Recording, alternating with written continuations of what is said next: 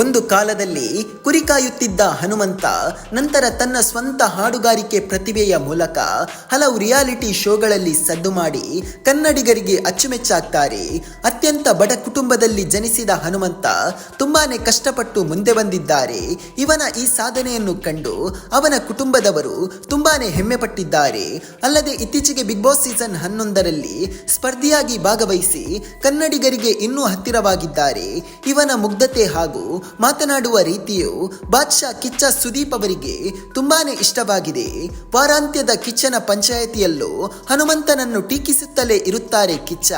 ಅಲ್ಲದೆ ಹನುಮಂತನಿಗೆ ಹೊಸ ಬಟ್ಟೆಗಳನ್ನು ಕಿಚ್ಚ ಸುದೀಪ್ ಅವರು ನೀಡಿದ್ದಾರೆ ಮತ್ತು ಹನುಮಂತನ ಕುಟುಂಬಕ್ಕೆ ಸುದೀಪ್ ಅವರು ಮತ್ತೊಂದು ದೊಡ್ಡ ಸಹಾಯ ಮಾಡಿದ್ದಾರೆ. ಆದರೆ ಈ ವಿಷಯ ಕೆಲವರಿಗೆ ಗೊತ್ತಿಲ್ಲ. ಅದೇನೆಂದ್ರೆ ಹನುಮಂತನ ಕುಟುಂಬಕ್ಕೆ ಗಿಫ್ಟ್ ಆಗಿ ಒಂದು ದುಬಾರಿ ಕಾರನ್ನ ಸುದೀಪ್ ಅವರು ನೀಡಿದ್ದಾರೆ.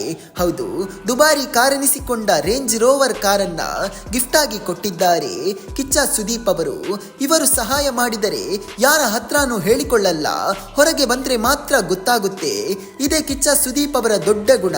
ತಾನು ಬೆಳೆದು ತನ್ನವರನ್ನು ಬೆಳೆಸುವ ಗುಣ ಕಿಚ್ಚ ಸುದೀಪ್ ಅವರಲ್ಲಿ ಕಾಣಲು ಸಾಧ್ಯವಾಗಿದೆ.